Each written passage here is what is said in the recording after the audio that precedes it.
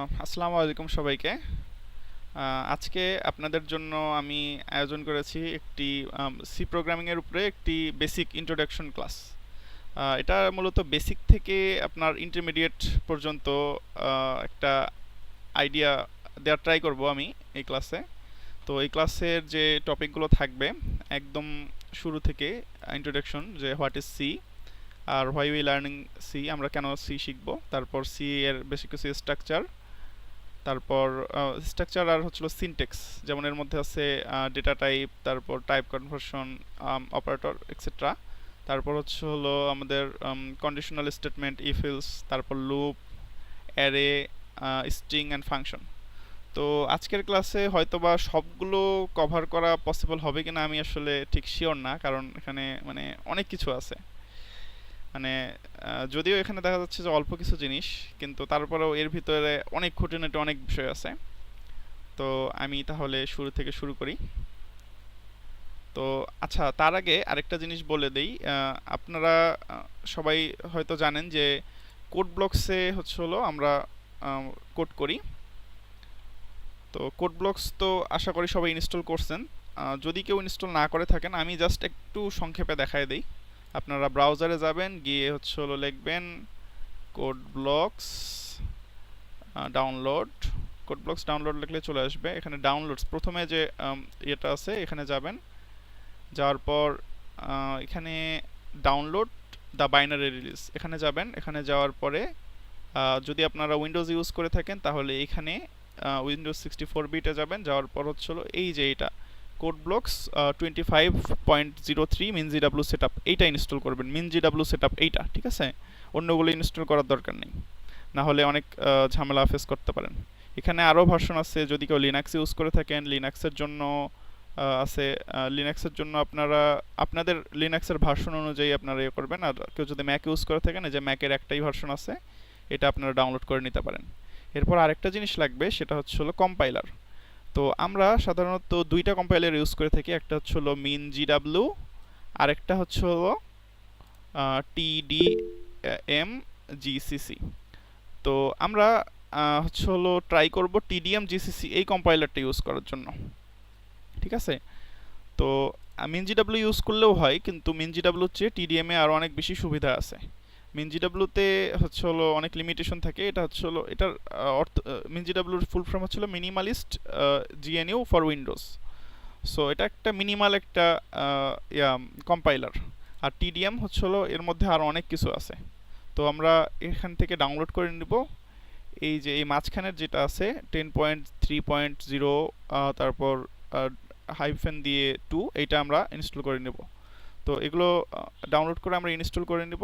এখন আমি আসি আমাদের মূল ইয়েতে। আচ্ছা, ফার্স্টে আমাদের ইন্ট্রোডাকশন টু সি।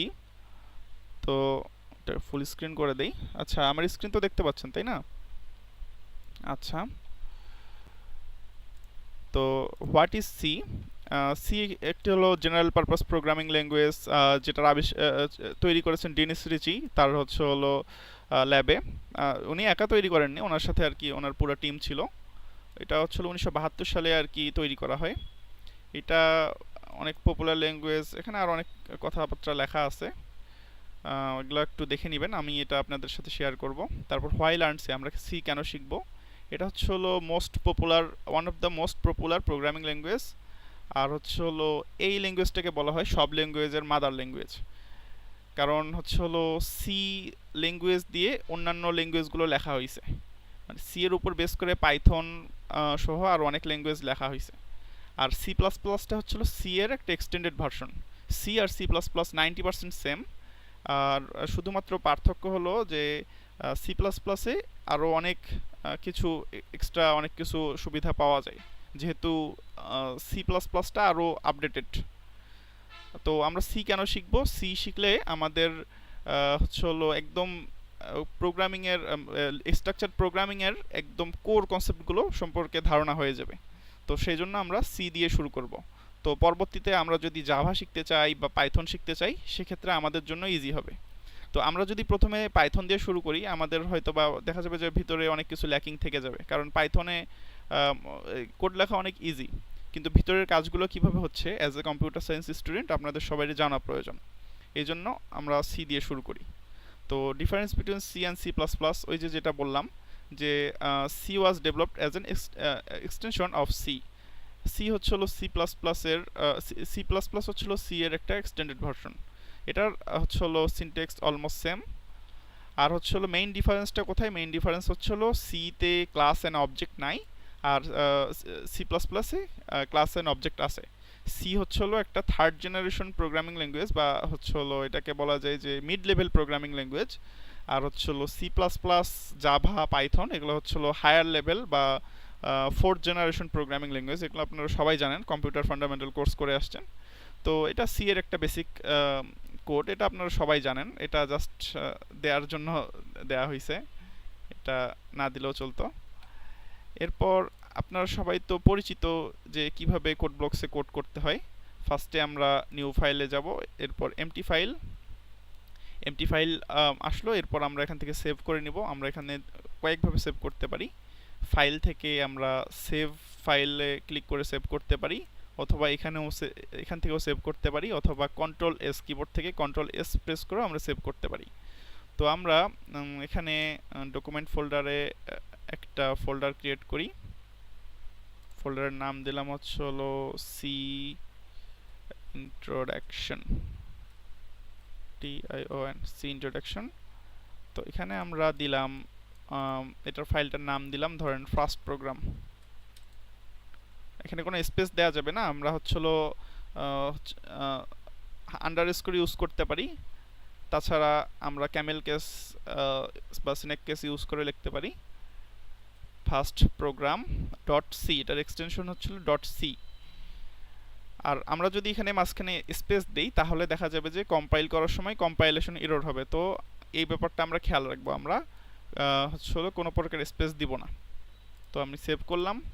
তারপর আমরা ফার্স্টে কি লিখবো? ফার্স্টে আমাদের যে হেডার ফাইল সেটা লিখবো, হ্যাশ ইনক্লুড stdio.h, তারপর কি লিখতে হয়? int main, তারপর ফার্স্ট ব্র্যাকেট ক্লোজ, তারপর সেকেন্ড ব্র্যাকেট, তারপর হচ্ছে হলো রিটার্ন 0। তো এটা হচ্ছে হলো একটা প্রোগ্রামিং ল্যাঙ্গুয়েজের একটা একদম বেসিক স্ট্রাকচার, সি প্রোগ্রামিং ল্যাঙ্গুয়েজের বেসিক স্ট্রাকচার।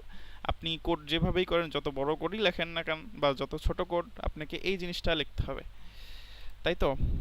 এটা আপনারা জানেন, তারপরেও একটু আলোচনা করে নিচ্ছি।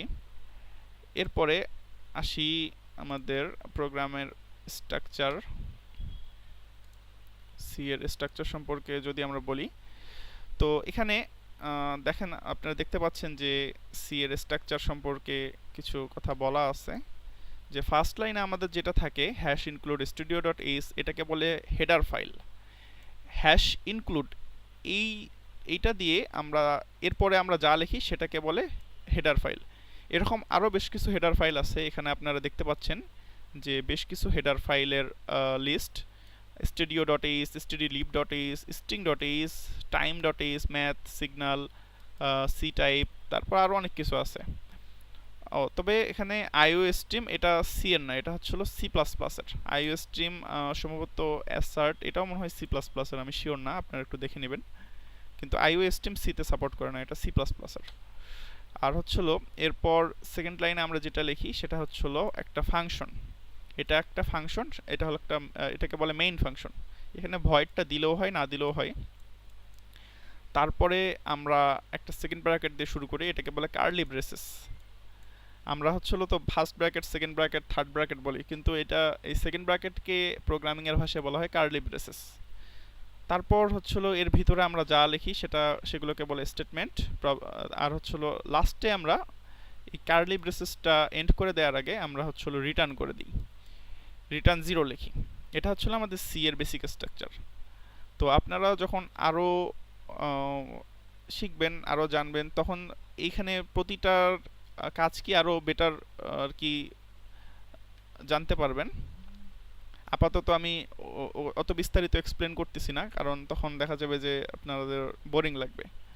এখানে আরেকটা এক্সাম্পল দেয়া আছে, হেডার ফাইল, তারপর মেইন ফাংশন দ্বারা শুরু হয়, সেম জিনিস।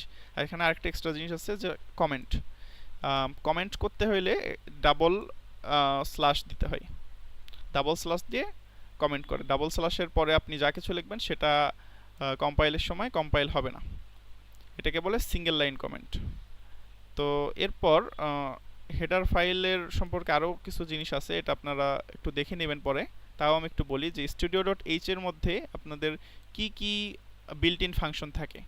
যেমন আমাদের থাকে printf, scanf, getc, তারপর হচ্ছিল puts, gets, puts, তারপর stdio.h এ থাকে এগুলো, conio.h, এসব এই ফাংশনগুলোতে এই হেডার ফাইলগুলোতে এই ফাংশনগুলো থাকে। আমরা যদি এই ফাংশনগুলো ইউজ করতে চাই তাহলে আমাদেরকে এই হেডার ফাইলটাকে হচ্ছিল আমাদের ইনক্লুড করে নিতে হবে, তাছাড়া কাজ করবে না। তো এই পর্যন্ত যা যা বললাম সব কি ক্লিয়ার? কোনো কোশ্চেন আছে বা কোনো ডাউট?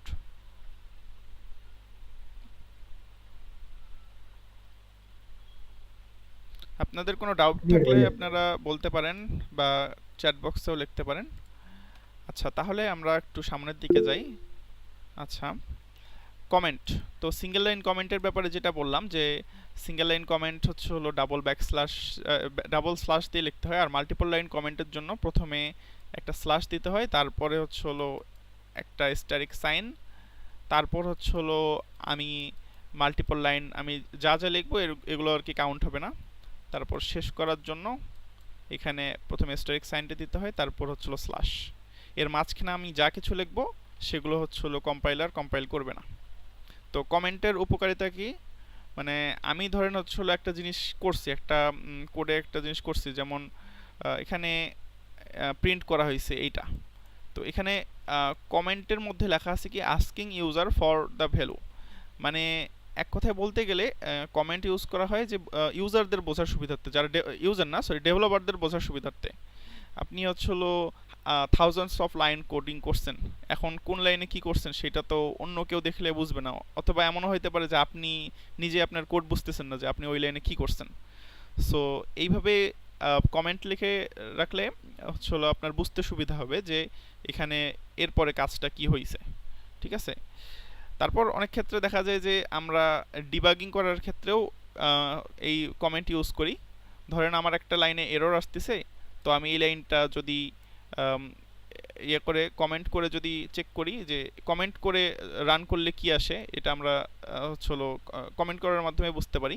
তা নাহলে তো মানে লাইনটা কেটে দিতে হইতো। তো কেটে দেওয়ার পরিবর্তে হচ্ছে হলো কমেন্ট করলে আর কি ওইটা কাউন্ট করে না কম্পাইলার। তো যাই হোক, এরপর আসি হচ্ছে হলো ভেরিয়েবলের নেম।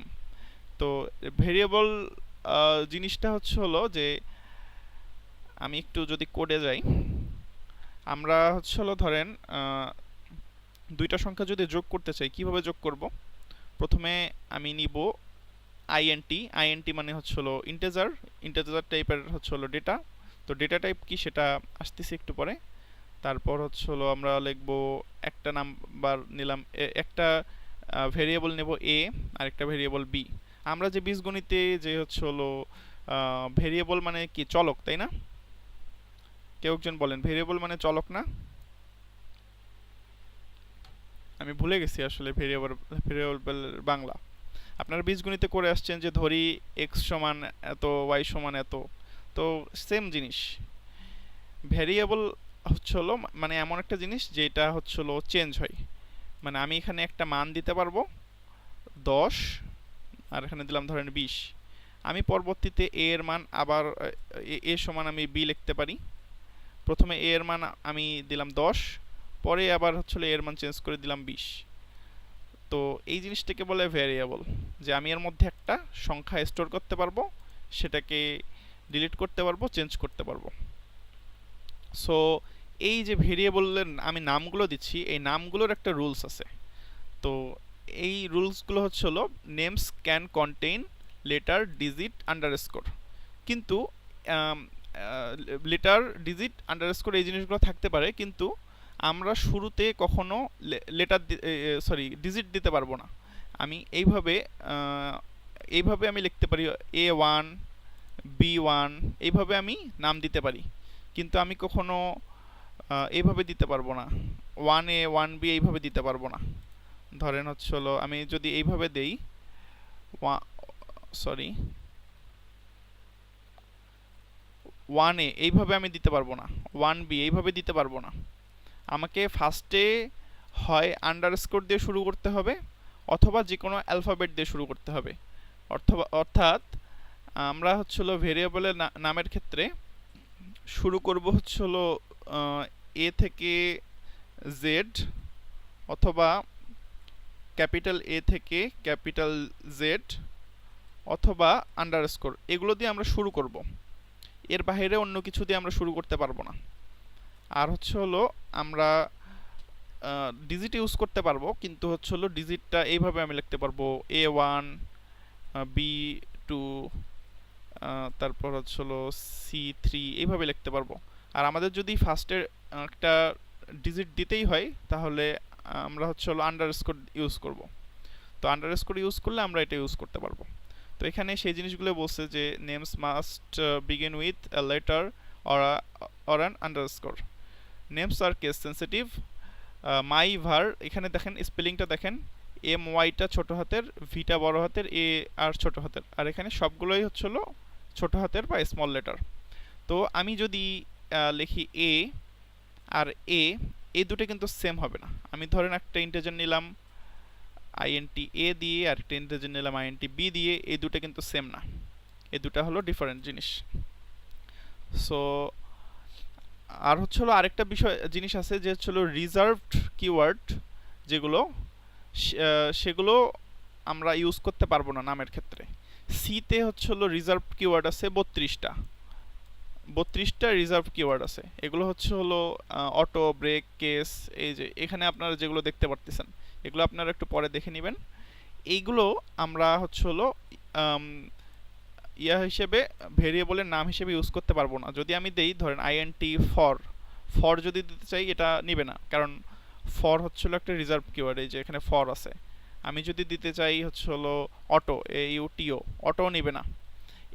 এগুলো আমরা যদি ইউজ করি তাহলে কম্পাইলেশন এরর আসবে, কারণ এগুলো হলো রিজার্ভ কিওয়ার্ড। আচ্ছা, এবার আসি হচ্ছে হলো ডেটা টাইপ। এই এতক্ষণ পর্যন্ত যা করলাম এগুলো ছিল থিওরিটিক্যাল আলোচনা। এখন হচ্ছে হলো আস্তে আস্তে কোডিং এর দিকে যাব। মানে আজকে আমার ক্লাসের মূল ইয়াটাই থাকবে হচ্ছে হলো বেশি বেশি কোড করানো। মানে আসলে যেহেতু এটা একটা প্র্যাকটিক্যাল সাবজেক্ট, আপনারা যত করবেন, যত হচ্ছে হলো কোড লিখবেন, যত প্র্যাকটিস করবেন তত ভালো শিখতে পারবেন। কিন্তু যদি শুধু বুঝেই যান বা ভিডিও দেখেই যান বা খালি থিওরিটিক্যাল পড়াগুলো পড়ে যাচ্ছেন পরীক্ষায় ভালো করার জন্য, পরীক্ষায় হয়তো বা ভালো করতে পারবেন থিওরি এক্সামে, কিন্তু আসলে আপনাদের আলটিমেটলি কিছু শেখা হবে না। সো আপনারা কখনোই কোড জিনিসটা মুখস্থ করার ট্রাই করবেন না। কোডিং জিনিস এমন যে আপনি মানে এটাকে সাঁতার কাটার সাথে তুলনা করা যায়। আমি এর আগেও একদিন বলছিলাম যে আপনি যদি পানিতে না নেমে শুধু হচ্ছে হলো হাউ টু সুইম, কীভাবে সাঁতার কাটতে হয় এই রিলেটেড যদি ইউটিউবে ভিডিও দেখেন, ব্লগ পড়েন বা হচ্ছে হলো কারো কাছ থেকে গাইডলাইন নেন, সেক্ষেত্রে কিন্তু লাভ নেই। আপনি যখন পানিতে নামবেন তখন আপনি শিখতে পারবেন। তো এই জন্য কোডিংটা হচ্ছে হলো এরকম যে এই জন্য আপনাদেরকে কি করতে হবে, বেশি বেশি করে আপনাদেরকে কোড লিখতে হবে। আপনি ধরেন একটা ভিডিও দেখতেছেন, আপনি ভিডিও দেখে ভিডিওতে যা যা করাই সেই জিনিসটা আপনি করবেন হুবহু। তো এখানে আমরা দেখতে পাচ্ছি যে বিশাল বড় একটা টেবিল, এটা হচ্ছে ডেটা টাইপের টেবিল, আর হচ্ছে ডেটা টাইপের যে ফরম্যাট স্পেসিফায়ার সেটার টেবিল। তো ফরম্যাট স্পেসিফায়ার কি সেটাতে আমি আসতেছি। তো ফার্স্টে আমাদের এই সবগুলো দরকার নেই। আমাদের হচ্ছে হলো দরকার যেগুলো সেগুলো আমি একটু এখানে লিখি। আমাদের দরকার আইএনটি, ফ্লোট, ডাবল, DOUBLE আর ক্যার, ক্যার অথবা অনেকে চার বলে। আমাদের এই চারটা জিনিস দরকার। বাকিগুলো আসলে ইউজ করলেও হয়, না করলেও হয়, বা হচ্ছে হলো আপাতত ইউজ করার দরকার নেই। আপনারা যখন আরেকটু শিখবেন, আরেকটু জানবেন, একটু এক্সপার্ট হবেন, তখন আপনারা আরও যে জিনিসগুলো আছে যেমন হচ্ছে হলো আছে লং আইএনটি, তারপর লং আইএনটি, আর আইএনটি সেম জিনিস, লং আইএনটিটা ডিফারেন্ট জিনিস। তারপর হচ্ছে হলো লং ডাবল আছে, লং ডাবল, তারপর হচ্ছে হলো আর কি আছে আনসাইন্ড আইএনটি, সাইন্ড আইএনটি, এই জিনিসগুলো আস্তে আস্তে আসতেছি। তো ফার্স্টে আমরা যদি ইন্টিজার নিয়ে কথা বলি, ইন্টিজার হচ্ছে হলো ইন্টিজার কোথায়, এই যে ইন্টিজার, ইন্টিজার হচ্ছে হলো মেমোরিতে 4 বাইট জায়গা দখল করে। 4 বাইট অর্থাৎ 32 বিট। আমরা তো জানি যে হচ্ছে হলো 4 বাইট সমান 32 বিট। এর আরও বিস্তারিত আলোচনা আছে, আপনারা হয়তোবা এইটা আপনারা হয়তোবা আপনাদের নেক্সট সেমিস্টারে যে পিপিএস কোর্স আছে সেখানে আপনারা আরও বিস্তারিত জানতে পারবেন। আমি অত বিস্তারিত না বলি, কারণ আমাকে অনেক কিছু কভার করতে হবে, অনেকগুলো টপিক। তো এটার ফরম্যাট স্পেসিফায়ার হচ্ছে হলো %d। তো ফরম্যাট স্পেসিফায়ার কি আমি কোডে একটু পরে দেখাচ্ছি, জাস্ট খালি এই জিনিসগুলো আপাতত জেনে রাখেন। এটার রেঞ্জ হচ্ছে হলো মাইনাস এত থেকে প্লাস এত পর্যন্ত। অর্থাৎ আমরা যদি 10 টু দি পাওয়ার আকারে হিসাব করি, তাহলে এটার রেঞ্জটা হচ্ছে হলো 10 to the power 9, 10 to the পাওয়ার 9। আর হচ্ছে হলো কোথায় গেল ডাবল, ডাবল যেটা, আচ্ছা ফ্লোট, ডাবলের আগে ফ্লোটে আসি। ফ্লোটটা হচ্ছে হলো আমাদের ইন্টিজারের মতো, কিন্তু 4 বাইট জায়গা দখল করে। আর এটার ফরম্যাট স্পেসিফায়ার হচ্ছে হলো %f। আর এটা হচ্ছে হলো 7 ডিজিট পর্যন্ত, মানে 10 টু দি পাওয়ার 7 এই পর্যন্ত সে ইনপুট নিতে পারে। এটা হচ্ছে হলো তার রেঞ্জ। আর হচ্ছে হলো ডাবলের ক্ষেত্রে হচ্ছে হলো এটার সাইজ হচ্ছে হলো ফ্লোটের চেয়ে ডাবল, ফ্লোটের চেয়ে ডাবল, দ্বিগুণ, 8 বাইট জায়গা দখল করে। এটার হচ্ছে হলো ফরম্যাট স্পেসিফায়ার হচ্ছে হলো %lf। এইটা হচ্ছে হলো 10 টু দি পাওয়ার 15 পর্যন্ত প্রিসিশন ভ্যালু দেয়। 10 টু দি পাওয়ার 18 পর্যন্ত নিতে পারবেন, 10 টু দি পাওয়ার 18 পর্যন্ত নিতে পারবেন, কিন্তু সঠিক ভ্যালু দিবে 10 টু দি পাওয়ার 15 পর্যন্ত। আর হচ্ছে আরেকটা জিনিস, সেটা হচ্ছে ক্যারেক্টার, ক্যারেক্টার মাত্র 1 বাইট জায়গা নেই। এটা ফরম্যাট স্পেসিফায়ার হচ্ছে %c। তো আমি এখানে একটু ফরম্যাট স্পেসিফায়ারগুলো আরেকবার একটু লিখি। আইএনটির জন্য হচ্ছে %d। ফরম্যাট স্পেসিফায়ার কি যদি আপনি না জেনে থাকেন, আমি একটু পর কোডে যাচ্ছি, তখন বুঝতে পারবেন। সো হতাশ হওয়ার কিছু নাই বা বিরক্ত হওয়ার কিছু নাই।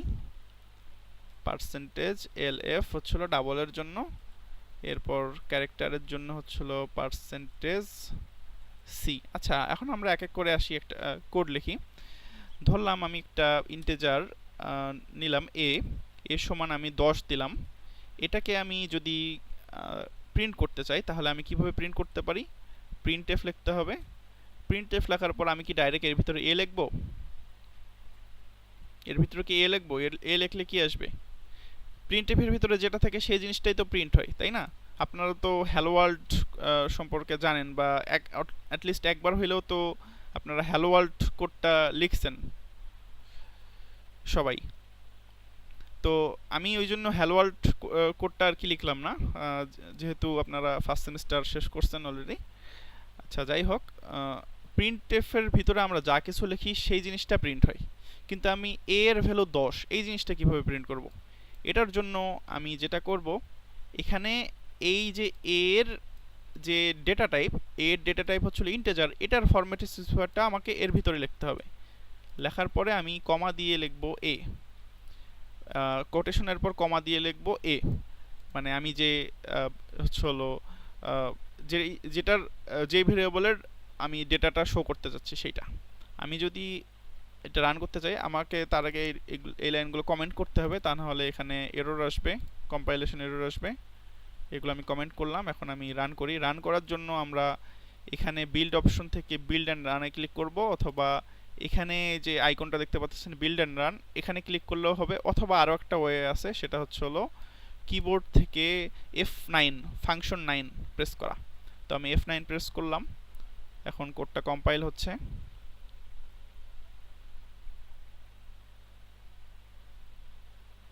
আচ্ছা, আমার এখানে একটা কনসোল আসলো, কনসোলে শো করতেছে 10, তার মানে আমার কোডটা ঠিক আছে। আমি এখানে a সমান 10 দিছি, এখানে 10 শো করতেছে। এখন আরেকটা জিনিস যেটা আপনারা অলরেডি হয়তো জানেন, যে ব্যাকস্ল্যাশ n সম্পর্কে জানেন। ব্যাকস্ল্যাশ n মানে হচ্ছিল নিউ লাইন, যে আমি একটা লাইন লেখার পরে যদি এরপরে যদি কিছু থাকে সেটা নিউ লাইনে যাবে, পরের লাইন থেকে দেখা শুরু হবে, সেক্ষেত্রে আমরা ব্যাকস্ল্যাশ n ইউজ করতে পারি। আমি যদি এটাকে আরেকবার প্রিন্ট করি, ধরেন আমি ব্যাকস্ল্যাশ ইনটা দিলাম না, তাহলে কি হবে দেখেন। এবার যদি রান করি, এবার রান করলে দেখেন 10 একসাথে হয়ে গেছে। এখন দেখে মনে হচ্ছিল যে 1010 এরকম মনে হচ্ছে। তো আমি এটা পরের লাইনে যদি নিতে চাই তাহলে আমাকে ব্যাকস্ল্যাশ এনটা দিতে হবে। এখন রান দিলে দেখেন দুই লাইনে চলে আসছে। এরপর আমি এখন থেকে একটু ফাস্ট আগাবো। এরপর আমি যদি ফ্লোট নেই, ফ্লোট হলো এটা দশমিক, ডেসিমাল, বা হলো রিয়েল নাম্বার নাই, ডেসিমাল অথবা রিয়েল নাম্বার নাই। আর হলো ইন্টিজার, শুধুমাত্র ইন্টিজার নাম্বার নাই। ইন্টিজার মানে কি, যে হলো শুধুমাত্র পূর্ণ সংখ্যা। আর ফ্লোট হলো যে কোনো রিয়েল নাম্বার নাই, এটার রেঞ্জটা একটু কম, আর ডাবলের হলো রেঞ্জটা বেশি। এটা হলো জাস্ট পার্থক্য। ফ্লোটে হলো 10 টু দি পাওয়ার, আপনি দশমিকের পর 6 ঘর, মানে ধরেন হলো 1 পয়েন্ট সামথিং আমি লিখলাম, 1 পয়েন্ট সামথিং, দশমিকের পর 6 ঘর পর্যন্ত সে ভালোভাবে কোনো প্রকার এরর ছাড়া আউটপুট দিতে পারবে। এর চেয়ে বেশি দিলে এর পরের যে ভ্যালুগুলো থাকবে, এতে দশমিকের পর 6 ঘরের পরে যেগুলো থাকবে সেগুলো সে এরর দেবে। তো আমাদের যদি এমন হয় যে একদম অনেক প্রিসিশন একটা ভ্যালু নেওয়া লাগবে, ধরেন হলো রকেট সায়েন্সের যে ইয়েগুলো থাকে, আপনার যে ম্যাথামেটিক্সগুলো থাকে, ওখানে দশমিকের পর অনেকগুলো সংখ্যা নিতে হয়। যেমন ধরেন পাইয়ের মান হলো ধরেন আমি যদি ফ্লোটে নেই, ফ্লোটে হলো ফ্লোট পাই সমান হলো 3.14159 তারপর কি কি যেন ভুলে গেছি। তো এখানে আরো অনেকগুলো ভ্যালু আছে। তো দশমিকের পর শুধুমাত্র 6 ঘর পর্যন্ত সে ভালোভাবে নিতে পারবে। কিন্তু ধরেন রকেট সায়েন্সের একটা ম্যাথ করার জন্য আপনার পাইয়ের মান হলো দশমিকের পর হলো 30 ঘর পর্যন্ত আপনাকে অ্যাকুরেট নিতে হবে। তো সেক্ষেত্রে কি আপনি ফ্লোট ইউজ করতে পারবেন? সেক্ষেত্রে তো ডাবলও ঠিকমতো ইউজ করা যাবে না, কারণ ডাবলের ক্ষেত্রে হলো 15। তো সেক্ষেত্রে হয়তো বা আলাদা ওদের কোনো অ্যালগোরিদম বা ওদের কোনো ওয়ে আছে, বা হলো ওরা আরও অ্যাডভান্স প্রোগ্রামিং ল্যাঙ্গুয়েজ যেমন পাইথন ইউজ করতে পারে। পাইথনে এটার কোনো ব্যারিয়ার নাই। তো সিতে এই ব্যারিয়ারটা আছে, কারণ হলো সি হলো একদম স্ট্রাকচার্ড একটা ল্যাঙ্গুয়েজ, মিড লেভেল ল্যাঙ্গুয়েজ। এরপরে আস্তে ধীরে যে ল্যাঙ্গুয়েজগুলো আসছে এরপরে, যেমন জাভা, পাইথন, সেগুলো আরও অনেক অ্যাডভান্সড, ওখানে আরও অনেক কাজ অনেক সহজে করা যায়। তো যাই হোক, এখন আসি ফ্লোটে। ফ্লোট ধরেন আমি দিলাম এ সমান 10.12। এখন আমি যদি এইটা পার্সেন্টেজ ডি দিয়ে যদি প্রিন্ট করি তাহলে কি আসে দেখেন। পার্সেন্টেজ ডি কিন্তু আমাদের ইন্টিজারের ফরম্যাট স্পেসিফায়ার, আমি ফ্লোট নিছি হলো ডেটা টাইপ হিসেবে, কিন্তু আমি এখানে দিলাম পার্সেন্টেজ ডি। এখন যদি এটা আমি রান করি তাহলে কি আসে দেখেন, একটা হলো গার্বেজ ভ্যালু আসছে, এটাকে বলে গার্বেজ ভ্যালু, উল্টাপাল্টা একটা ভ্যালু চলে আসছে। তো এই জন্য আমাদেরকে খেয়াল রাখতে হবে আমি যে ডেটা টাইপটা নিচ্ছি সেটার ফরম্যাট স্পেসিফায়ারটা দিচ্ছি কিনা। সো এখানে আমি এখন পার্সেন্টেজ এফ দিলাম। এখন আমি যদি রান করি তাহলে কি আসে, এখন দেখেন 10.12 এরপরে কিন্তু আরও কিছু জিনিস চলে আসছে। তো এই জিনিসগুলো কেন আসলো? বাই ডিফল্ট ফ্লোট হচ্ছিল দশমিকের পর 6 ঘর হচ্ছিল বাই ডিফল্ট নেই। তো আমি যদি এখানে উল্লেখ করে দিতে চাই যে আমি দশমিকের পর 2 ঘরই নিব, সেক্ষেত্রে আমি এই পার্সেন্টেজের পর লিখব 0.2f। তাহলে আমি যদি রান করি তাহলে আসবে কি, তাহলে কি ব্যাপার, আসতেছে না কেন? আচ্ছা, আরেকবার রান করি।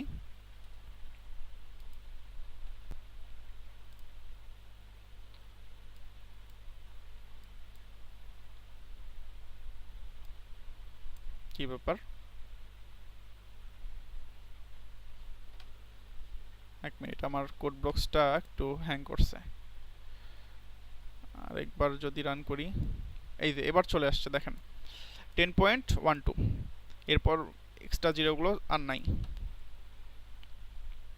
আচ্ছা, এবার একটু সামনের দিকে আগাই। এরপর যদি আমি ধরেন ডাবল নেই, ডাবলের মধ্যে আমি অনেক বড় ভ্যালু স্টোর করতে পারবো, 10 টু দি পাওয়ার 15 পর্যন্ত। আমি হলো পার্সেন্টেজ এলএফ নিলাম, এবার রান করি। এবার রান করলে হলো দশমিকের পর বাই ডিফল্ট, ডাবলেও দশমিকের পর বাই ডিফল্ট 6 ঘর আসে। আমি যদি এখন এখানে যতগুলো ভ্যালু আছে সবগুলো যদি নিতে চাই তাহলে আমি কি করব, যে যতগুলা ভ্যালু আছে আমি পার্সেন্টেজ সেটা লিখব। 1 2 3 4 5 6 7 8 9 10 11 12 13 14 15 16। আমি দশমিকের পর 16 নিলাম। এবার যদি রান করি দেখি কি আসে। এই দেখেন এখানে দশমিকের পর 16 ঘর পর্যন্ত কিন্তু আসেনি, 15 ঘর পর্যন্ত আসছে, যেহেতু আমি বলছি যে দশমিকের পর 15 ঘর পর্যন্ত সে অ্যাকুরেটলি নিতে পারে। তো এই হলো ছিল ফ্লোট ডাবল ইন্টিজারের ক্ষেত্রে। এবার আসি ক্যারেক্টারের ক্ষেত্রে। এবার এই জিনিসগুলো একটু মুছে দেই।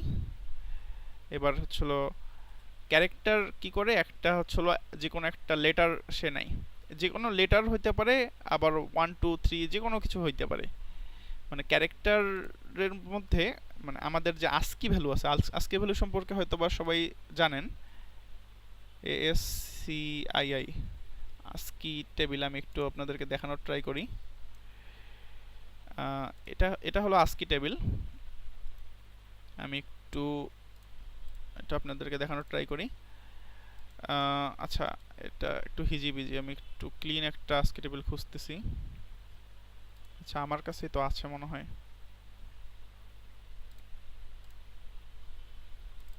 এই তো এখানে আছে।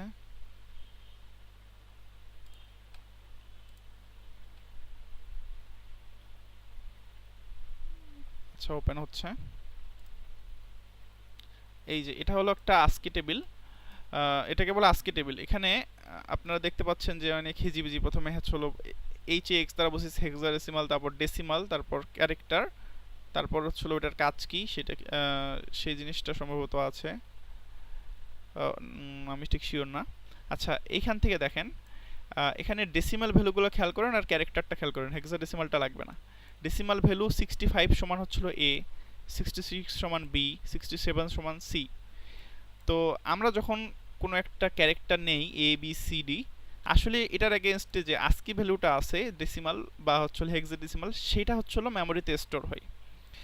তো এটা সম্পর্কে আমি এখন বিস্তারিত বলবো না, এটা হয়তো বা জানেন অনেকে, বা যদি না জেনে থাকেন এটা একটু দেখে নেবেন যে আস্কি ভ্যালু কি, এটা একটু গুগলে সার্চ করে জেনে নেবেন। এখানে এর মধ্যে হচ্ছিল আপনার 128টা ইয়া আছে, ক্যারেক্টার আছে, এই যে 0 থেকে শুরু করে 127 পর্যন্ত। আর আরেকটা কথা বলে রাখি যে আমাদের কোথায় গেল 32, ডেসিমাল ভ্যালু 32, এটার ক্যারেক্টার, এটার এগেনস্টে ক্যারেক্টার ভ্যালু কি স্পেস। আমরা যদি একটি এমটি স্পেস নেই, হচ্ছে হলো ধরেন কোড বক্সে আমি আসি, এখানে যদি আমি একটা স্পেস নেই, কিছুই নেই, শুধু একটা স্পেস, এটাও একটা ক্যারেক্টার। তো এইটার হচ্ছিল আস্কি ভ্যালু হচ্ছিল 32। এটা আপনাদেরকে জানাই রাখলাম। আপনারা এই জিনিসগুলো নোট করতে পারেন আপনারা যদি খাতা কলম নিয়ে বসে থাকেন, বা না বসে থাকলে একটু কষ্ট করে বসবেন। ক্যারেক্টার আমি দিলাম ধরেন A। এবার এটা যদি আমি ইউজারকে দেখাইতে চাই, printf %c, তারপর কি লিখব A, সরি আমি তো A লিখিনি, আমি এখানে A লিখব। A সমান হচ্ছিল A। ক্যারেক্টারের ক্ষেত্রে হচ্ছিল ফার্স্ট সিঙ্গেল কোটেশন নিয়ে লিখতে হয়, সিঙ্গেল কোটেশনের ভিতরে লিখতে হয় হচ্ছিল ক্যারেক্টার। আর হচ্ছিল ডাবল কোটেশনের ভিতরে যা লিখবো সেটা হচ্ছিল একটা পুরো একটা লাইন, বা যেটাকে বলে স্ট্রিং। এবার এটা রান করি, এ চলে আসছে, তার মানে আমাদের কোডটা ঠিক আছে। তো এই ছিল মোটামুটি ডেটা টাইপের একদম বেসিক কথাবার্তা। অনেক লেন্দি করে ফেললাম, আসলে আমি আরও শর্ট করতে চাইছিলাম, বলতে বলতে আসলে বেশি লেন্দি হয়ে গেল। এরপর যাই হোক আমরা একটু সামনের দিকে আগাই। আমরা ইনপুট আউটপুট, আমরা আউটপুট নিয়ে শুধু কথা বলছি যে প্রিন্টএফ তে আউটপুট নিতে হয়, আউটপুট নেওয়ার জন্য প্রিন্টএফ নিতে হয়, আর হচ্ছিল ইনপুটের জন্য ইউজ করতে হয় স্ক্যানএফ। তো এখন আমরা হচ্ছিল এতক্ষণ কি করলাম যে এই জিনিসগুলো আমি অ্যাসাইন করে দিছি, হচ্ছিল ইকুয়াল সাইন দিয়ে আমি হচ্ছিল নিছি, এটাকে বলে অ্যাসাইন করা, যে আমি এর ভিতরে মান দিয়ে দিলাম, সেটাকে বলে অ্যাসাইন করা। ASSIGN অ্যাসাইন করা। আর আমি যদি ইউজারের কাছ থেকে ইনপুট নিতে চাই, যে ধরেন আমি নিজে একটা ইনপুট দিব, সেটা প্রিন্ট করবে, সেটা হচ্ছে হলো আমরা স্ক্যানএফ এর মাধ্যমে করতে পারি। তো চলেন আমরা সেই কাজটা করি। ইন্টিজার সবগুলো আমরা একটা করে নিব। ধরেন INT A, তারপর ফ্লোট F, ডাবল D আর ক্যারেক্টার C নামে আমি ভেরিয়েবল ডিক্লেয়ার করলাম। আমি যখন কোনো এখানে ভ্যালু দিব না সেটাকে বলে ভেরিয়েবল ডিক্লারেশন। আর আমি যখন a সমান এর মধ্যে ধরেন একটা মান দিলাম সেটাকে বলে অ্যাসাইন, ভ্যালু অ্যাসাইন। ঠিক আছে? আর আমি যদি ইউজারের কাছ থেকে নেই সেটা হবে ইউজার ইনপুট। আমি ধরেন ফার্স্টে একটা ইউজারকে একটা কথা শো করবে যে please PLEASE enter an integer, please inter an integer, তারপর একটা স্পেস, তারপর আমি এখানে ব্যাকস্ল্যাশ n দিব না কারণ আমি এই লাইনেই ইনপুটটা নেব। এরপর আমি লিখলাম scanf %d, তারপর এখানে নিতে হবে $sign a। সাইনটা দিয়ে বোঝায় যে আমি a হচ্ছে হলো একটা ধরেন একটা বাড়ি, একটা ঠিকানা, একটা হচ্ছে হলো বাড়ি, ঠিকানা না, একটা হচ্ছে হলো বাড়ি, বা আমাদের ইউনিভার্সিটির কথা চিন্তা করতে পারেন। ধরেন এ হচ্ছে হলো আমাদের ইউনিভার্সিটি, তো এটার তো একটা অ্যাড্রেস আছে। আমি এর মধ্যে একটা জিনিস যদি দিতে চাই, ধরেন হচ্ছে হলো আচ্ছা ভার্সিটির এক্সাম্পল দিব না, ধরেন হচ্ছে হলো একটা বক্সের কথা চিন্তা করেন। ধরেন হচ্ছে হলো একটা বক্সের কথা চিন্তা করেন, একটু ভালো করে আঁকি। এটা একটা বক্স, এর মধ্যে আমি হচ্ছে হলো 10টা হচ্ছে হলো আপেল রাখবো, 10টা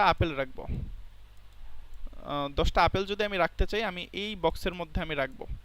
এই বক্সের মধ্যে কিভাবে রাখবো, এর মধ্যে এই বক্সটা কোথায় আছে আমাকে সেটা সেই বক্সের কাছে আগে আমাকে যাইতে হবে, তারপর আমি সেটা এই বক্সের ভিতরে রাখতে পারবো।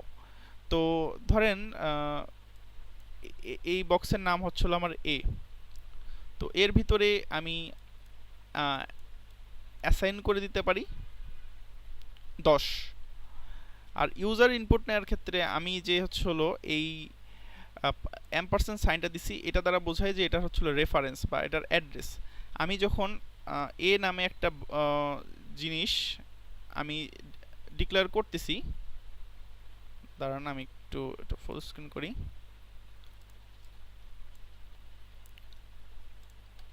আচ্ছা, একটা বক্সের কথা চিন্তা করেন, এটার নাম আমি দিলাম A। এই জিনিসটা আমাদের কম্পিউটারে যেভাবে কাজ করে, কম্পিউটারে আমাদের থাকে হচ্ছিল র্যামের মধ্যে আমাদের এইভাবে ছোট ছোট অনেকগুলো জায়গা থাকে। এটা হচ্ছে হলো এরকম একটা জায়গা সে দখল করে। একটা র্যামের একটা নির্দিষ্ট একটা বাইট, আমি একটু আগে বলছিলাম যে ইন্টিজার কয় বাইট জায়গা দখল করে, 4 বাইট। তো এরকম 4 বাইট, ধরেন যে 1001 এরকম একটা জায়গা সে দখল করলো। এটা একটা র্যান্ডমলি একটা ভ্যালু দিলাম। এই যে 1001 যে জিনিসটা দিলাম সেটাকে বলে এটার অ্যাড্রেস, ADDRESS, সরি আমি অ্যাড্রেস বানিয়ে ভুলে গেছি, যাই হোক অ্যাড্রেস। এরপরের অ্যাড্রেসটা মনে করেন 1002, সেটা আমাদের দেখার বিষয় না, আমি জাস্ট এ নিলাম। আমি যখন একটা ভেরিয়েবল এখানে ডিক্লেয়ার করলাম, এই ভেরিয়েবলটা মেমোরিতে এরকম একটা জায়গা সে দখল করে নেয়। সেই জায়গার একটা হচ্ছে হলো অ্যাড্রেস থাকে বা লোকেশন থাকে, সেই লোকেশনটা হচ্ছে হলো এটা। আমি যখন এর মধ্যে কোনো একটা ডেটা স্টোর করব, ধরেন আমি যদি 10 অ্যাসাইন করি, 10টা যাবে এর মধ্যে। তো এটা সরাসরি এটা কিভাবে যাবে, এটা হচ্ছে হলো কম্পাইলারকে বোঝানোর জন্য এখানে সাইনটা দিতে হয়, মানে এর মাধ্যমে বোঝায় যে এইটা যে লোকেশনটা, এর যে লোকেশন বা এর যে অ্যাড্রেস, তার মধ্যে তুমি 10 অ্যাসাইন করে দাও। তো সেক্ষেত্রে এর যে লোকেশনটা এখানে সে 10 অ্যাসাইন করে দেবে। এটা হলো একটা সিনট্যাক্স, এটা হয়তো বা বুঝতে অসুবিধা হতে পারে, এটা নিয়ে আমি ফিউচারে আরও আলোচনা করব ইনশাল্লাহ। যখন আমরা পয়েন্টার পড়ব তখন হচ্ছে হলো এই জিনিসটা আরও বিস্তারিতভাবে বলার চেষ্টা করব। তো আপাতত এই জিনিসটা বোঝেন যে অ্যাম্পারসেন্ট সাইন দিয়ে কোনো কিছু অ্যাসাইন করতে হয়।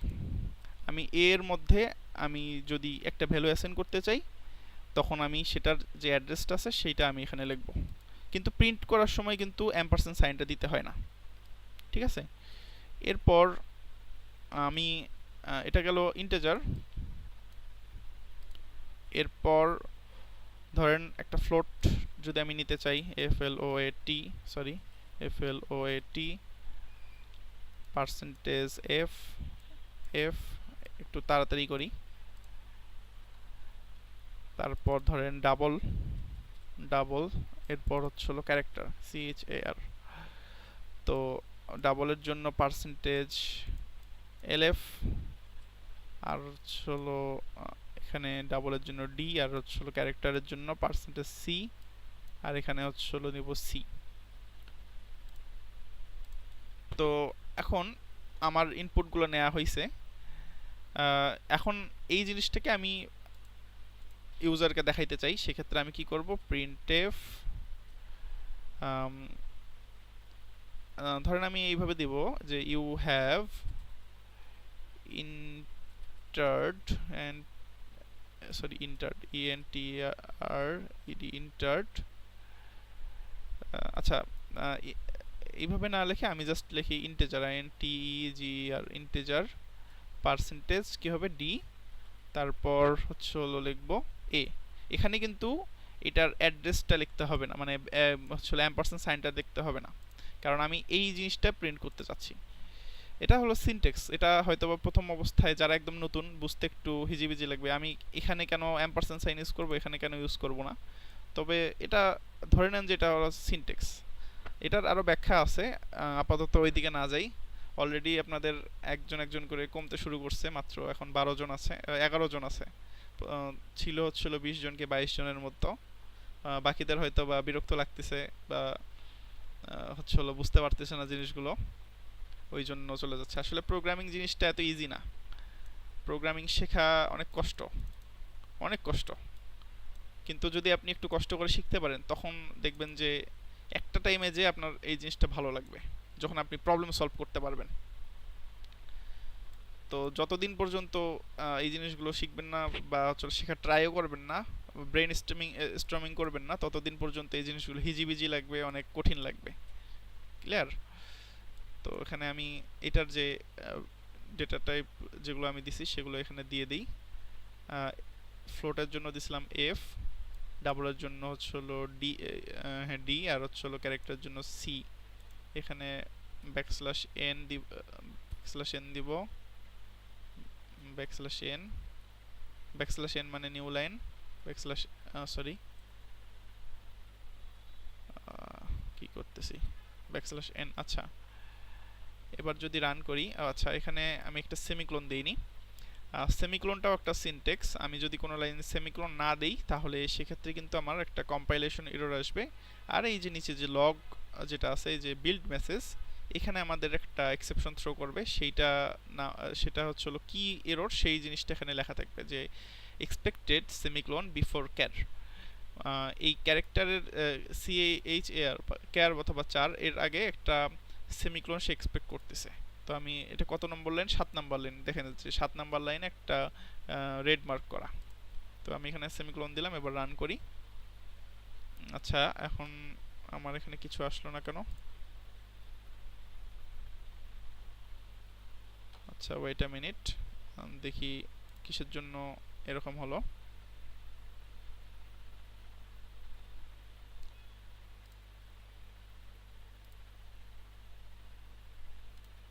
এরকম তো আসার কথা না।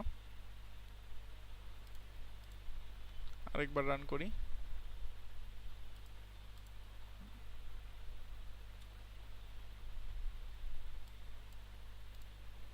আচ্ছা, আমরা কি কোথাও কোডে ভুল করছি? না, আমরা কোনো ভুল করিনি, কিন্তু আমার মনে হচ্ছে যে আমার যে অ্যান্টিভাইরাস আছে সেইটা হচ্ছে হলো আমার এই কোডটাকে ভাইরাস হিসেবে ধরতেছে। উইন্ডোজ সিকিউরিটিতে গিয়ে সিকিউরিটিটা অফ করে দিতে হবে। এটা আসলে উইন্ডোজ 11-এর একটা সমস্যা, যে অনেক সময় আমার কোডকে সে ভাইরাস হিসেবে ধরে। এবার রান করে দেখি। আচ্ছা, এবার আসছে, দেখছেন? তো আপনারা যদি এই প্রবলেম ফেস করেন যে মানে রান করার পর যদি কিছুই না আসে, তাহলে আপনারা যেই কাজটা করবেন হচ্ছে হলো উইন্ডোজ ডিফেন্ডার যেটা আছে, উইন্ডোজ সিকিউরিটিতে যাবেন। উইন্ডোজ সিকিউরিটিতে যাওয়ার পরে ভাইরাস অ্যান্ড থ্রেড প্রোটেকশনে যাবেন। যাওয়ার পরে এই যে দেখেন এটাকে ভাইরাস হিসেবে ধরছে, অ্যালাউ করে দেই। আচ্ছা, এখানে ভাইরাস অ্যান্ড থ্রেড প্রোটেকশনে যাবেন। যাওয়ার পরে এই যে ম্যানেজ সেটিংসে যাবেন, virus and thread protection settings. এখানে যাওয়ার পর রিয়েল টাইম প্রোটেকশন যেটা আছে এটা অফ করে দিবেন, তাহলে আর এইরকম সমস্যা হবে না। তো রান করি। প্লিজ ইন্টার অ্যান্ড ইন্টিজার ধরেন দিলাম হচ্ছে হলো 5, ইন্টার অ্যান্ড ফ্লোট ধরেন দিলাম হচ্ছে হলো 20.4, তারপর ডাবল ধরেন দিলাম হচ্ছে হলো 1 পয়েন্ট, অনেক বড় একটা সংখ্যা দিলাম। এরপর আচ্ছা, ক্যারেক্টার ইন্টার করার আগেই আমার এইটা রিটার্ন করছে। এর কারণটা কি? এর কারণটা হচ্ছে হলো এখানে আমি একটা বেশি স্পেস দিয়ে ফেলছি মনে হয়, এই জন্য। এবার রান করে দেখি কি আসে। ইন্টিজার ধরেন দিলাম 10, ফ্লোট দিলাম 10 পয়েন্ট সামথিং দিলাম, ডাবল দিলাম 10 পয়েন্ট, আর একটু বড় সংখ্যা। আচ্ছা, এবারও নিচ্ছে না, কারণটা কি কেউ বলতে পারবেন? আমি যদি এইটা এখানে না দিয়ে যদি আমি এটা শুরুতে দিতাম তাহলে কিন্তু নিত, কিন্তু ওখানে দেওয়ার কারণে মানে শেষে দেওয়ার কারণে নিচ্ছে না। এটার একটা কারণ আছে, এটার একটা ব্যাখ্যা আছে, আমি এটা বলতেছি। এখন আমি যদি রান করি, এবার দেখেন নিবে। ইন্টারনেট ক্যারেক্টার আমি নিলাম ধরেন হচ্ছিল এ, নিলাম ক্যাপিটাল এ। ইন্টিজার নিলাম ধরেন 10, ফ্লোট নিলাম হচ্ছিল 10.4, ডাবল নিলাম একটা সংখ্যা, তারপর একটা দশমিকের পর একটা সংখ্যা নিলাম। এবার দেখেন আমার আউটপুটটা ঠিকঠাক আসতেছে। আমি ইন্টিজার নিলাম 10 আসছে, ফ্লোটের পর হচ্ছে হলো দশমিকের পর 6টা ঘর অটোমেটিকলি বাই ডিফল্ট আসছে। ডাবলের ক্ষেত্রেও সেম, কারণ আমি এখানে কোনো রেঞ্জ দিয়ে দেইনি, মানে হচ্ছে পার্সেন্টেজের পর দশমিক 2 বা দশমিক 3 সব দেইনি। আর ক্যারেক্টার যেটা ইয়ে করছি, ইনপুট নিচ্ছি, সেটা হচ্ছিল এ। আচ্ছা, এখন আমি বলি যে আমি যখন এটা লাস্টে নিলাম তখন এটা ঠিকমতো কাজ করতেছিল না কেন? এটার কারণটা হচ্ছিল এই যে একটু আগে যে আমি আস্কি ভ্যালুর কথা বললাম, আমি একটু আবার সেখানে ফেরত যাই। এখানে এই যে স্পেস যেটা আছে, আমরা যদি স্পেস দেই, স্পেসটাও একটা ক্যারেক্টার হিসেবে সে কাউন্ট করে। বা আমরা যদি ইন্টার দেই, ইন্টার প্রেস করি, সেটাকেও একটা ক্যারেক্টার হিসেবে সে কাউন্ট করে। সেটাকে বলে ক্যারেজ রিটার্ন, সিআর। সিআর আরেকটা হচ্ছিল এলএফ, নিউ লাইন। এই জিনিসগুলোও একটা হচ্ছিল ক্যারেক্টার। সো আমরা যদি এটা শেষে নেই, তাহলে সেক্ষেত্রে আমাকে আরেকটা কাজ করতে হবে, যে এখানে আমাকে আরেকবার স্ক্যানএফ নিতে হবে। এখানে আরও কয়েকটা ওয়ে আছে, আমি স্ক্যানএফ এর মধ্যে কিছুই রাখবো না, জাস্ট একটা ফাঁকা একটা জিনিস রাখতে পারি। দেখি এবার কাজটা হয় কিনা। আরও অনেক ওয়ে আছে। 10 নিলাম, 10 পয়েন্ট সামথিং নিলাম, ডাবল নিলাম, ক্যারেক্টার। এবার দেখেন, এবার কিন্তু নিচ্ছে, দেখছেন? আমি একটা স্পেস দেওয়ার কারণে এবার কিন্তু নিচ্ছে। মানে আমি যে এই ডাবল লেখার পরে যে একটা ইন্টার প্রেস করছি, ও সরি, মাউস প্রেস হয়ে গেছে আর কি, এই জন্য এটা চলে আসছে। আবার রান করি, ধরেন দিলাম 10, একটা ফ্লোট, একটা ডাবল, এরপর ক্যারেক্টার। আমি কিন্তু ক্যারেক্টার নিতে পারতেছি। তো এখানে আমি যখন ডাবলের পর আমি যখন একটা ইন্টার প্রেস করতেছি, সেটাকে এই স্ক্যানএফটা নিয়ে নিচ্ছে। আর হচ্ছে হলো এরপরে আমি এটা ক্যারেক্টারটা আমি স্ক্যান করতে পারতেছি। ক্লিয়ার? আশা করি এই পর্যন্ত ক্লিয়ার। এই পর্যন্ত যদি কারো কোনো কোশ্চেন থাকে এখন আপনারা কোশ্চেন করতে পারেন। ক্যারেক্টারের ক্ষেত্রে ভাইয়া ইয়া করলো মানে স্পেসটা ইন্টার হিসেবে আলাদা নেওয়া লাগছে, বাট আমার অন্য আহ, অন্য ক্ষেত্রে যেমন ওইগুলোর ক্ষেত্রে নেওয়া লাগলো না আচ্ছা, যেমন। এই ক্ষেত্রে হচ্ছে হলো এটা প্রথমে আমি যেটা নিচ্ছি এটা একটা ইন্টিজার, এটা ফ্লোট, এটা ডাবল। এর মধ্যে আমি যেটা স্টোর করব, আমি যে যত বড় সংখ্যক নাম্বার, মানে আমার যে রেঞ্জ আছে, এই যে এখানে দেখেন রেঞ্জ আছে যে মাইনাস এত থেকে প্লাস এত, আমি এই পুরাটাই নিতে পারবো। 1000, 1000 এই পুরাটাই নিতে পারবো। যদি ফ্লোট নেই 1000 পয়েন্ট ধরেন সামথিং কিছু আসলো, 1000 পয়েন্ট ধরেন হচ্ছিল 500102 এরকম কিছু ভ্যালু, আমি এই পুরাটাই নিতে পারবো একটা ইয়ার মধ্যে, একটা একটা ভেরিয়েবলের মধ্যে। এ সমান হচ্ছিল আমি এইটা অ্যাসাইন করে দিলাম। কিন্তু ক্যারেক্টার কি করতেছে, ক্যারেক্টার কিন্তু একটা সিঙ্গেল একটা হচ্ছে হলো সে জিনিস নিচ্ছে, সিঙ্গেল একটা ক্যারেক্টার সে নিচ্ছে, তাই না? তো এটা দেখেন, এটা সাইজ কিন্তু জাস্ট ওয়ান, কি 1 বাইট, তাই না? 1 বাইট মানে কি 8 বিট। আচ্ছা 8 বিট, এটার আরো আরো ক্যালকুলেশন আছে, আমি আসলে অত লেন্দি করতে চাচ্ছি না, তারপরেও একটুখানি বলি যেহেতু এই জিনিসটা সামনে চলে আসলো। আহ, শুধুমাত্র এই জিনিসটা নিয়ে একটা পুরো একটা ক্লাস নেওয়া যাবে, 2 ঘন্টার ক্লাস, বুঝছেন? এই বেসিক জিনিসগুলো নিয়ে, কারণ মানে এই জিনিসগুলো ইন্টার হ্যাঁ বলেন। মানে ইন্টারের স্পেসটা ওয়ান বিট থেকে অনেক বেশি, এই জন্য না এখানে না নিতে না, পারতেছে ওইরকম না। না, ওইরকম না। বললাম তো যে এই জিনিস নিয়ে ক্লাস নিতে গেলে অনেক অনেক বড় ক্লাস নেওয়া যাবে, কারণ এই জিনিসগুলো মানে এখানে অনেক কিছু আছে, অনেকগুলো ফ্যাক্টর আছে। আচ্ছা আমি একটু সহজভাবে আপনাদেরকে বোঝানোর ট্রাই করতেছি। এটা হচ্ছে হলো সাইজ কত, 1 বাইট। 1 বাইট সমান সমান কত, বড় হাতের বাইট সমান সমান কত, 8 বিট, তাই না? 8 বিট, ঠিক আছে কিনা? 8 বিট মানে কি, যে হচ্ছে হলো 00000000, এখান থেকে হচ্ছে হলো শুরু করে হচ্ছে হলো 1111, মানে 8টা 1। আচ্ছা আপনারা যদি আপনারা তো নাম্বার সিস্টেম পারেন, এই 8টা 1, এই 8টা 1কে ডেসিমালে নিলে কত হয় বলেন তো একটু, ফার্স্ট ফার্স্ট কেউ কেউ বলতে পারবেন? একটু ফাস্ট বলতে হবে।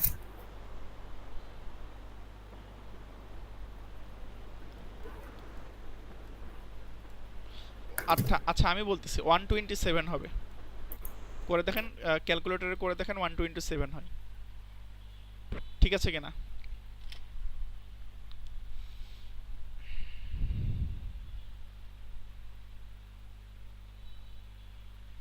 কি ঠিক আছে বলেন?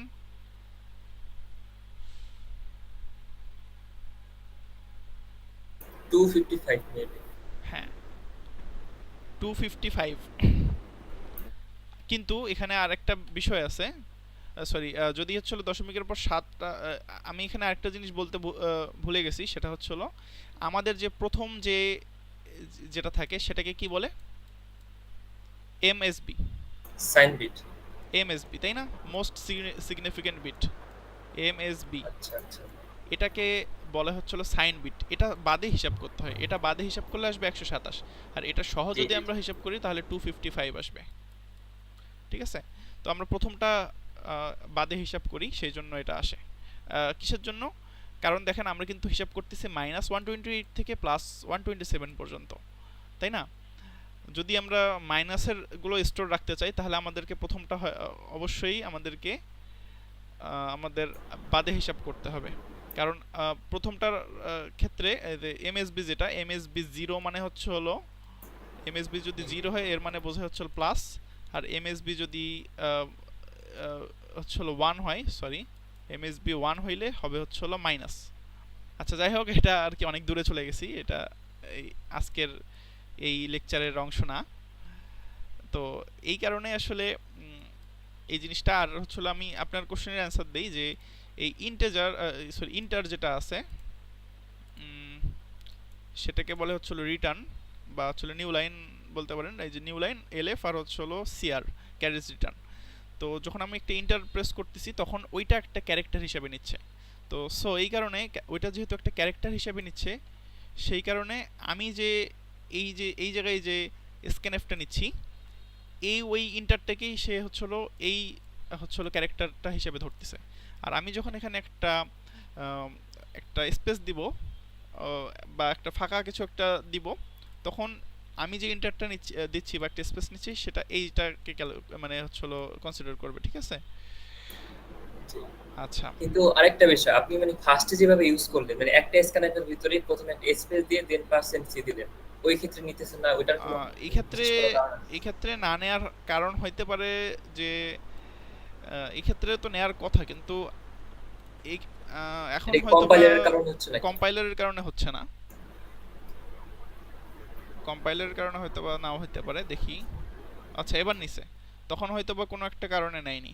এবার এইভাবে ইউজ করলাম, এবার নিছে। আচ্ছা, ক্লিয়ার? জি। তো এই জন্য আমি প্রথমে এটা দিছিলাম, কিন্তু আমি পরে ভাবলাম যে হয়তো বা সি এর নতুন কোনো আর কি ইয়ে আসছে। সি তো অনেক আপডেট হয়েছে, এখন হচ্ছে হলো এই কোড ব্লকস আপডেট হয়েছে, কোড ব্লকস 25.03। আর আমরা এতদিন ইউজ করতাম কত, যে হচ্ছে হলো কতজন ইউজ করতাম, 20 দিন ইউজ করতাম 20.03, এখন 25.03। তো ভাবলাম যে নতুন আপডেটে হয়তো বা এরকম কিছু চেঞ্জ চেঞ্জ আসছে নাকি। তো যাই হোক, একটু সামনের দিকে আগাই। স্ক্যানএফ প্রিন্টএফ এর ব্যাপারে বললাম। এখন এখানে আরও কিছু জিনিস আছে যে আমরা স্ক্যানএফ আর প্রিন্টএফটাই বেশি ইউজ করি। আরও জিনিস আছে যেটাকে বলে হচ্ছিল আনফরম্যাটেড ফাংশন। ফরম্যাটেড ফাংশন হচ্ছিল স্ক্যানএফ আর প্রিন্টএফ, আর আনফরম্যাটেডের মধ্যে আছে গেটস, গেট ক্যার, গেট সিএইচই, তারপর গেটস, পুটস, পুট ক্যার। এই জিনিসগুলো আসলে তেমন একটা লাগে না, কিন্তু স্ট্রিং এর ক্ষেত্রে লাগে। এই যে স্ট্রিং এর ক্ষেত্রে গেটস আর পুটস দিয়ে ইনপুট আউটপুট নিলে আর কি এটা ইজি হয়। স্ক্যানএফ প্রিন্টএফ দিয়েও নেওয়া যায়, কিন্তু গেটস পুটস দিয়ে নিলে অনেক ক্ষেত্রে ইজি হয়, ঠিক আছে? আচ্ছা, যাই হোক, এখন একটু সামনের দিকে আগাই। Type conversion. আচ্ছা, আমরা তখন হচ্ছিল বিভিন্ন টাইপ নিয়ে, ডেটা টাইপ নিয়ে কথা বললাম। আমি হচ্ছে হলো একটু আগে একটা এক্সাম্পল দেখাইছি যে আমি হচ্ছে হলো নিছিলাম হচ্ছে হলো একটা ইন্টেজার, নিছিলাম হচ্ছে হলো এই জিনিসটা আইএনটি এ সমান আমি নিছিলাম 10। আমি এখন প্রিন্ট এর মধ্যে আমি নিছিলাম হচ্ছে হলো পার্সেন্টেজ এফ, না আমি ভুল লিখলাম, আমি এখানে নিছিলাম হচ্ছে হলো ফ্লোট, একই জিনিস, ফ্লোট। আর এখানে আমি নিছিলাম হচ্ছে হলো পার্সেন্টেজ ডি। এই জিনিসটা নিচ্ছিল না, তাই না? নিচ্ছিল না বলতে মানে কম্পাইল হচ্ছিল কিন্তু একটা গার্বেজ ভ্যালু প্রিন্ট করতেছিল। তো এই সমস্যাটা কিভাবে দূর করা যায়? আমি হচ্ছে হলো ফ্লোটের মধ্যে আমি নিব একটা সংখ্যা, কিন্তু আমি এটাকে ইন্টেজারে আমি যদি প্রিন্ট করতে চাই, যে আমি দশমিকের পরের জিনিসগুলো চাই না, আমার দরকার নেই। তো এক্ষেত্রে যে জিনিসটা করতে হয় সেটা হচ্ছে হলো এখানে একটা ভ্যালু, এখানে হচ্ছে সেই ডেটা টাইপটা ফার্স্ট ব্র্যাকেটের মধ্যে লিখতে হয়। এখন আমি আগের লাইনগুলো এগুলো আপাতত কেটে দেই। আচ্ছা, এগুলো কেটে না দিয়ে আমি এখানে মাল্টিপল লাইন কমেন্ট করি। এখান থেকে শুরু করে এই পর্যন্ত দেখেন, এই পর্যন্ত কিন্তু অ্যাশ কালার হয়ে গেছে। এটা হচ্ছে মাল্টিপল লাইন কমেন্ট, এর মধ্যে যা যা থাকবে কিছুই কাউন্ট হবে না। তো এখন আমি যদি এটা রান করি, দেখেন কি আসে। ও, আমি একবার নিছি, আমি এখানে অন্য কিছু নেই, ধরেন এফ এফ নিলাম, এফ এফ। এবার রান করি, এবার কিন্তু 10 আসছে, দেখছেন? মানে দশমিকের পরের সংখ্যাটা আসেনি। আমি যদি এখানে 10.9 নিতাম তাহলে কি আসতো, দেখি কি আসে। 10 ইয়ার। 10 আসছে। কিন্তু এখানে আমরা যদি বাংলায় বা ম্যাথে আমরা যদি লিখি 10.9 কে আমরা কি লিখি, 11 লিখি, তাই না? এই জিনিসটা যদি আমরা করতে চাই তাহলে কিভাবে করব? তাহলে আমরা জাস্ট সিম্পলি এখানে, সরি বাংলা হইল কেন, পার্সেন্টেজ এফ নিব, আইএনটিটা কেটে দেই। তখন এখানে আমি কি করব, দশমিকের পর 0 নিব, পার্সেন্ট দশমিক 0 এফ, পার্সেন্ট পয়েন্ট 0 এফ। এবার রান করি, দেখেন কি আসে, 11 আসছে, দেখছেন? ক্লিয়ার এই জিনিসটা? জি, ক্লিয়ার। গুড। এই জিনিসটা আমাকে একবার একটা ভাই হচ্ছিল একটা ভাইভাতে কোশ্চেন করছিল যখন আমি হচ্ছিল ব্লু ডিভিশনের ভাইভা দিই, সেক্ষেত্রে তখন হচ্ছিল এই কোশ্চেনটা ভাই আমাকে করছিল যে আমি যদি আহ, এইভাবে ধরেন যে 10.9 আছে, এটার আউটপুট আসবে 11, এটা আমি কিভাবে করব। সো তখন আমি এইভাবে আর কি দেখাই দিয়েছিলাম। আমি এখানে ইন্টিজার নিলে কিন্তু আসবে না। আচ্ছা যাই হোক, এখন টাইপ কনভার্সনের বিষয়টাতে আসি। যে আমি ধরেন আইএনটি এ সমান নিলাম হচ্ছিল 10 সমান 10, আর হচ্ছিল আইএনটি বি সমান নিলাম হচ্ছিল 20। এখন আমার আরেকটা ইন্টিজার আছে আইএনটি সি, সি এর মধ্যে আমি এ আর বি এর যে ভাগফল সেটা আমি রাখতে চাই। সি সমান নিব হচ্ছিল ধরেন আচ্ছা এখানে আচ্ছা এ বা এ ডিভাইডেড বাই বি দিই তাহলে ঠিক হবে। আর এটা আমি নিব হচ্ছিল ফ্লোটে, কারণ হচ্ছিল এখানে একটা দশমিক আসবে।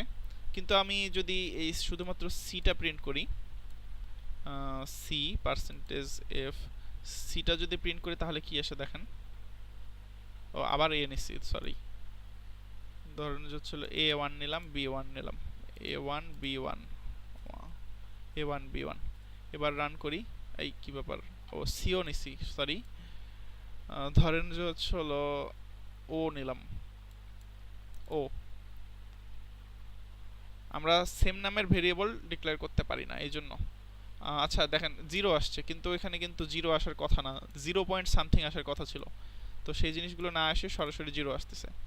তো এই যে এক্ষেত্রে আমাদের এখানে লিখতে হবে আইএনটি। এবার যদি আমি রান করি তাহলে দেখেন কি আসে এবার।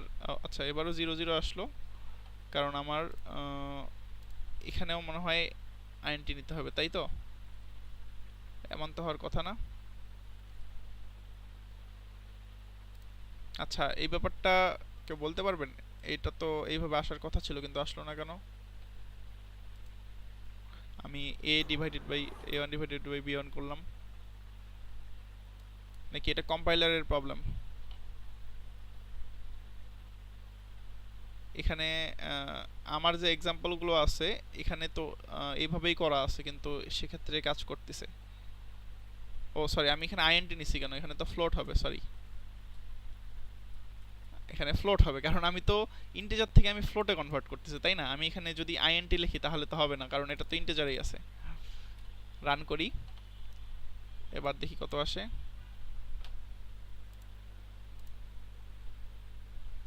কি ব্যাপার, কিছু আসতেছে না কেন? ও চলে আসছে, দেখছেন? 0.050। ঠিক আছে, আপনারা মাত্র 9 জন আছেন এখন, বাকিরা হচ্ছে হলো তাদের বিরক্ত লাগতেছে, তারা চলে গেছে। আচ্ছা সমস্যা নেই, পরে তারা রেকর্ড ক্লাসটা দেখে নিতে পারবে, এই জন্য রেকর্ড করতেছি। এরপর আচ্ছা এবার একটু এই স্লাইডে যাই। এখানে বেশ কিছু কথা আছে যে টাইপ কনভার্সন কি জিনিস। টাইপ কনভার্সন হচ্ছে হলো দোত্তারি, এখানে যে জিনিসটা বলছে sometimes you have to convert the value one data type থেকে অ্যানাদার ডেটা টাইপ, মানে একটা একটু আগে যে কথা বললাম যে একটা ডেটা টাইপ থেকে আরেকটা ডেটা টাইপে যদি কনভার্ট করতে চাই, যেমন এখানে একটা উদাহরণ দেওয়া হয়েছে যে আমি যদি সাম সমান হচ্ছে 5/2 এটা যদি করি, এটা আসার কথা কি ছিল যে 2.5, কিন্তু আসছে 2। এটা করার জন্য হচ্ছে হলো আমরা এখানে যে জিনিসটা করতে পারি, এখানে হচ্ছে হলো এই যে যেই আমরা যেই ফরম্যাটে আমি কনভার্ট করব সেটার যে ডেটা টাইপটা সেটা হচ্ছে ফার্স্ট ব্র্যাকেটের মধ্যে দিতে হয়, তাহলে আউটপুটটা ঠিক আসে। তো এখানে দুইটা এক্সাম্পল দেয়া আছে। তো ফার্স্টের এক্সাম্পলটা হয়তো বা বুঝতে একটু অসুবিধা হতে পারে। আমি এখানে দুইটা সংখ্যা আমি ভাগ করতেছি, কিন্তু আমি এখানে কেন আমি এইভাবে কেন লিখতে পারলাম না? ওই জিনিসটাই লিখি। ধরেন যে এই 5/2 আমি কেন এইভাবে লিখলাম না? এভাবে লিখলে কি হইতো? এভাবে লিখে আমি যদি রান করি দেখেন কি আসে। শুধু 5/2 দিলাম, কি ব্যাপার, রান হইতে এত টাইম লাগতেছে কেন? রান হইতে একটু বেশি টাইম লাগতেছে। আচ্ছা অপেক্ষা করি। আচ্ছা কেটে আরেকবার রান করি, চলে আসছিল তো।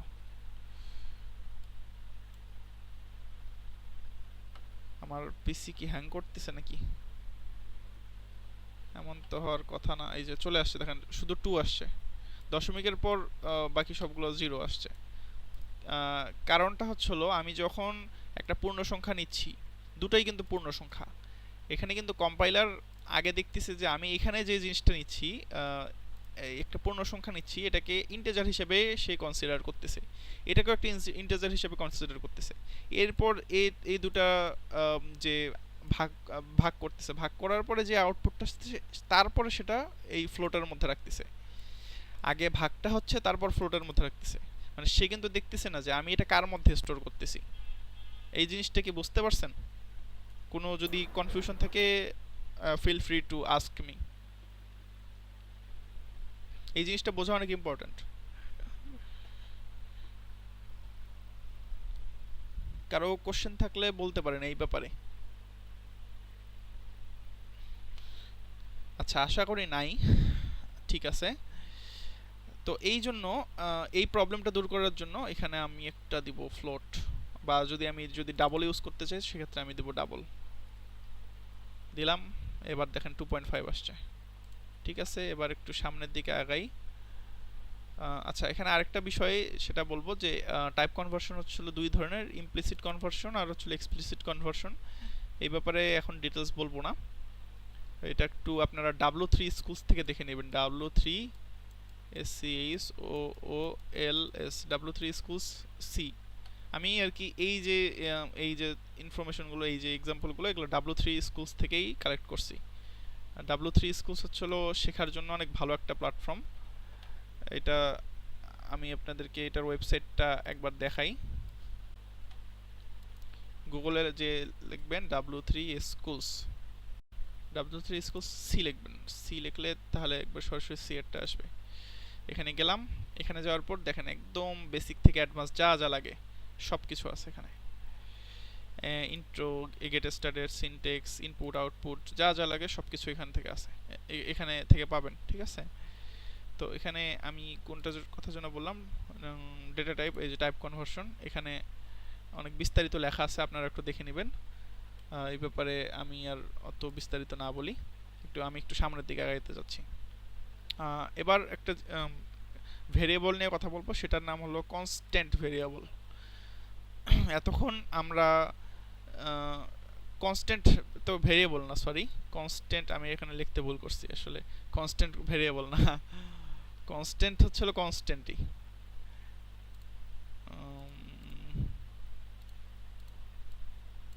কনস্ট্যান্ট মানে কনস্ট্যান্টই, মানে কনস্ট্যান্টের কোনো চেঞ্জ হবে না, এটা হলো ধ্রুবক।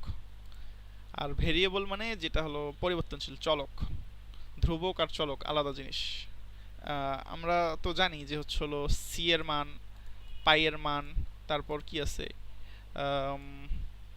রো এর মান, না রো এর মান না, সরি সরি সরি, আর কিসের ফিজিক্সে পড়ছি না, অনেক কিছুর মান কনস্ট্যান্ট আছে। আর কি কি আছে,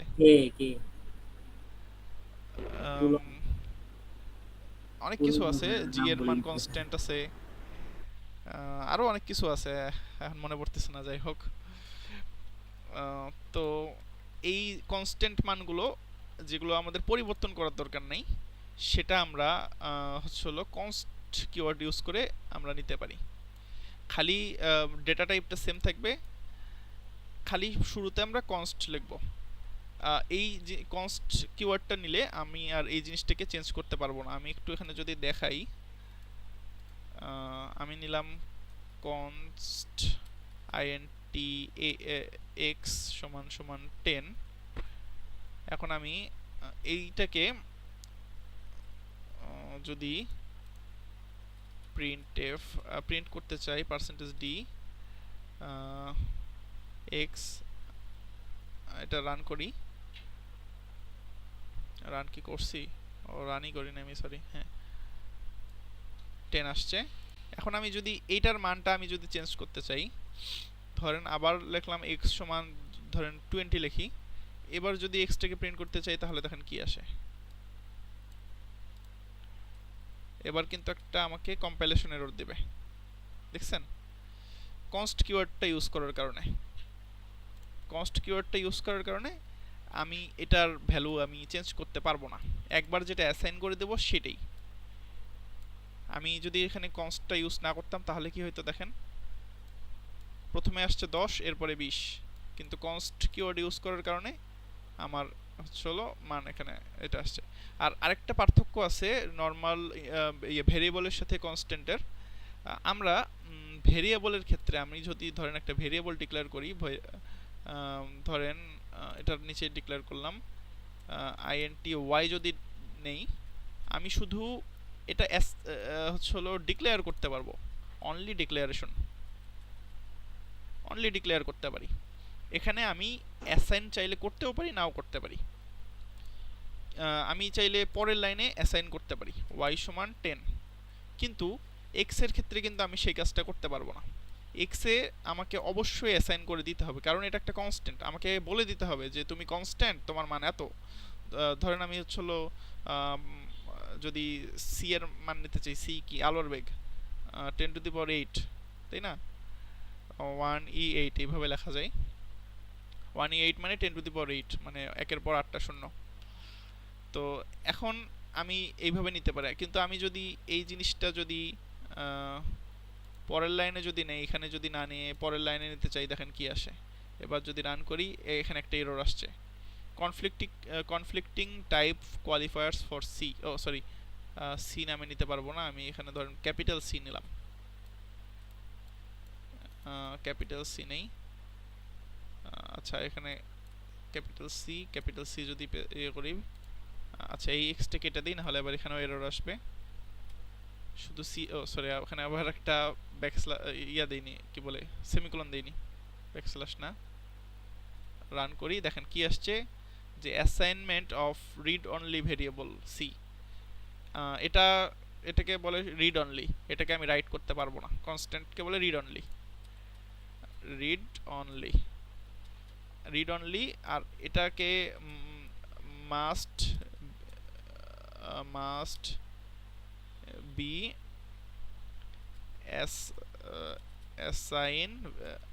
assign value while declaring। যখন আমি এইটা ডিক্লেয়ার করব, তখনই আমাকে এই ভ্যালুটা, এটার মধ্যে যে ভ্যালুটা আমি দিতে যাচ্ছি সেটা তখনই অ্যাসাইন করতে হবে, আমি পরের লাইনে দিতে পারবো না। এটা হলো পার্থক্য ভেরিয়েবলের সাথে কনস্ট্যান্টের। ঠিক আছে, এখানে একটা এক্সাম্পল দেওয়া হয়েছে যে এখানে যদি পরের লাইনে দেয়া হয়, প্রথমে যে কোডটা আছে এখানে এই লাইনে দেয়া হয়েছে এটার ভ্যালুটা, সেই জন্য এটা নিচ্ছে। কিন্তু আমি যদি পরের লাইনে দিতে চাই, সেক্ষেত্রে এরর আসবে। তো একটু আগে আপনারা দেখলেন এখানে কম্পাইলেশন এরর আসছিল। আর আরেকটা পার্থক্য যেটা, যে এটা হচ্ছে রিড অনলি, এটা হচ্ছে আমাদের অবশ্যই অ্যাসাইন করতে হবে, আমরা পরবর্তীতে আমরা মানটা চেঞ্জ করতে পারবো না। আর এই গেল মোটামুটি ভেরিয়েবল ডেটা টাইপ সম্পর্কে।